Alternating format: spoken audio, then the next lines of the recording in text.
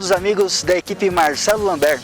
Nós estamos aqui na Praça das Armas, localizada na cidade de Cusco, que fica no Peru, aqui na América do Sul. Fazendo fronteira com o Brasil, um país lindo, um país riquíssimo, que nós decidimos conhecer cada vez mais, devido a ele ter uma história, devido a ele ter uma cultura, onde nós encontramos o berço, praticamente, de todas as civilizações americanas. Bom, nosso objetivo aqui, no primeiro momento, é mostrar para você um pouco dessa cidade, um pouco da rica cultura que existe neste local, contar para você um pouco das origens, de todo o ambiente que nos cerca e de coisas que estão ao nosso redor. Nós viemos aqui a princípio com o objetivo de conduzir um grupo turístico nessa cidade para que eles possam ter de fato um conhecimento das origens latino-americanas que existem nessa região.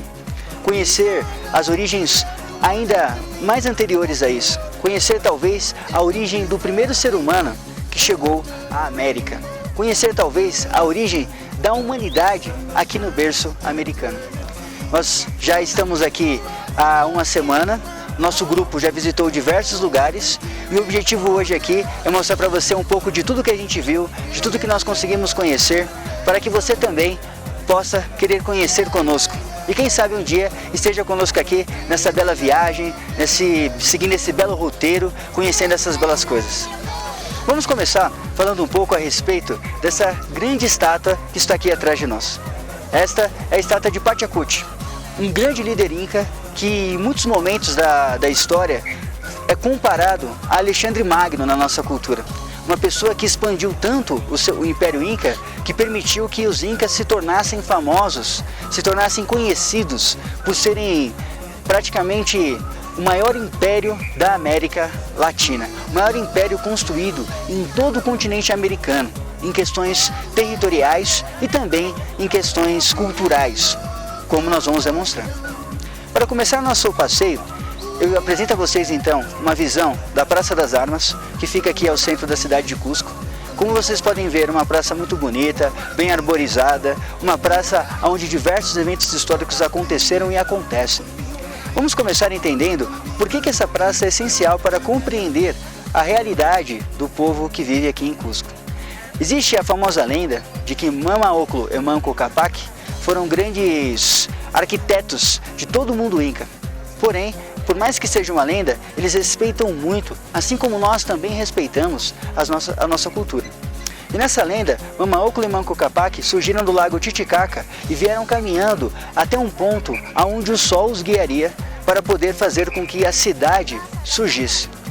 O sol os guiou até este ponto, e neste ponto, com um bastão de ouro que fincaram ao solo e ele afundou sem fazer força, foi o ponto onde entenderam que seria a origem de todo o mundo, de toda a civilização inca, de onde brotaria todo o império.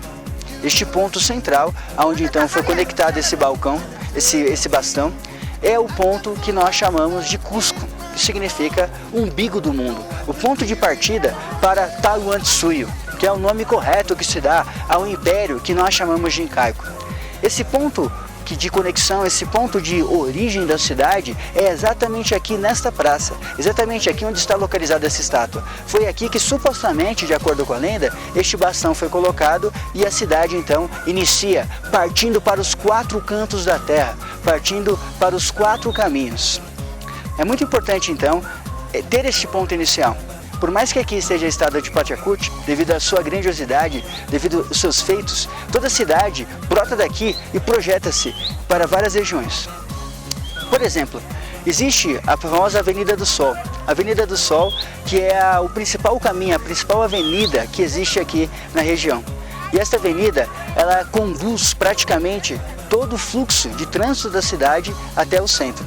Porém, ao lado dela, em paralelo a ela, existe a Calle del Sol, que é uma avenida utilizada pelos Incas para fazer o processo da vinda desde Coricancha, o famoso Templo do Sol, templo este que foi construído com as ruínas de templos incas, templos que foram destruídos para que os espanhóis pudessem sobrepor a Igreja Católica, que então conseguiu adquirir uma grande força em toda a cidade e depois, é claro, em toda a América.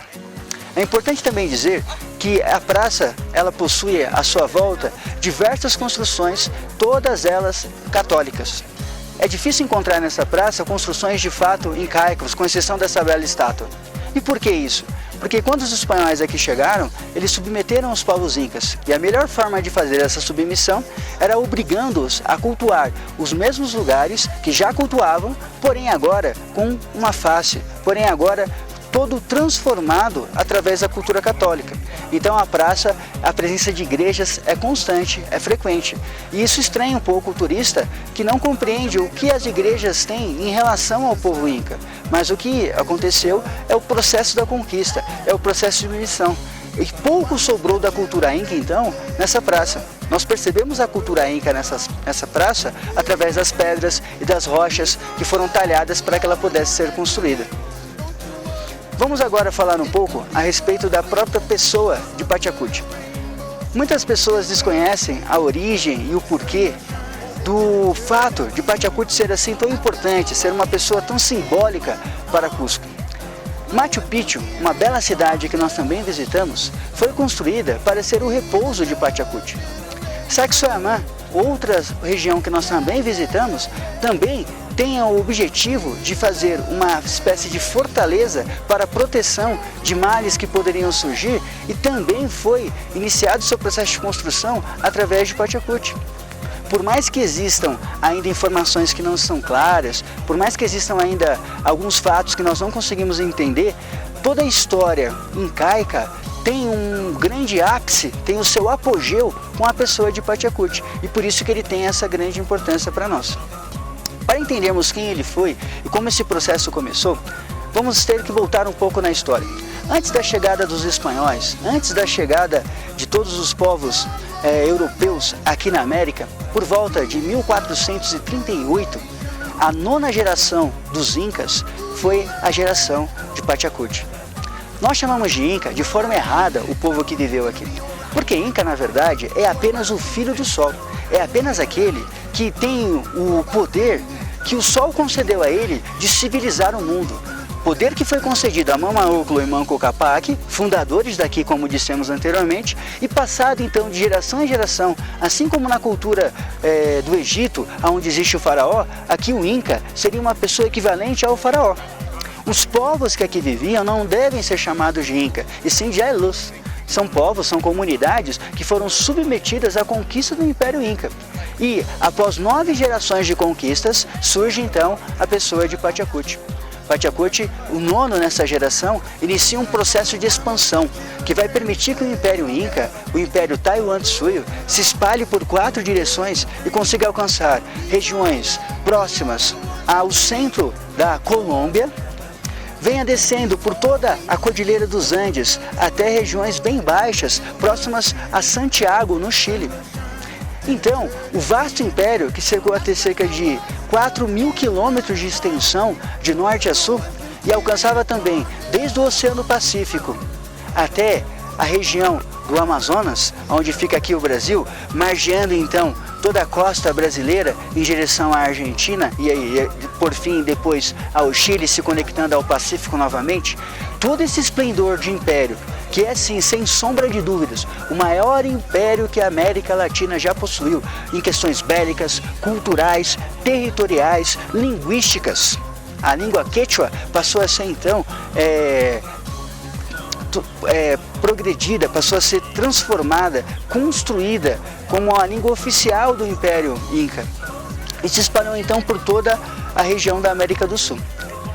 Então, compreender a pessoa de Tahuantinsuyo, que foi a pessoa que fez esse processo de expansão, é muito importante para entender a realidade dos povos incas. Que os povos incas submeteram pessoas ao seu comando, assim também como foram submetidos ao comando dos espanhóis. Assim como os espanhóis submeteram os incas, mais tarde, os incas submetiam povos aqui na região da América do Sul e submeteram eles a pagar tributos para que o Império Inca pudesse crescer. Pachacuti era uma pessoa que ameaçava constantemente todos aqueles que não obedecessem ao seu comando. Uma das ameaças mais famosas era onde ele descrevia o que faria com aqueles que não se subjugassem ao seu domínio. Ele dizia que com o seu crânio farei um vasilhame para poder beber o seu sangue. Com a sua pele farei tambores para poder tocar aos meus ancestrais. Com os seus dentes faremos colares para poder então decorar nossa ancestralidade, os nossos rituais. E com os seus ossos faremos flautas para tocar aos nossos deuses. Então, todos aqueles que não acreditavam ou que não queriam seguir a cultura de Pachacuti eram sim eliminados e submetidos a uma conquista. O Império Inca é um império extremamente bélico, muito belicoso, conquistador, hegemônico, que imperou aqui na América do Sul. Então, essa estátua, ela pode nos dizer muitas coisas, ela pode nos revelar muitos segredos e fazer entender realmente a cultura americana. E por que é tão importante nós compreendermos essa história? Porque muito se divulga que aqui na América do Sul, ou até mesmo na América de uma forma geral, as civilizações que viviam aqui não estavam a par dos europeus, porque foram conquistados por eles.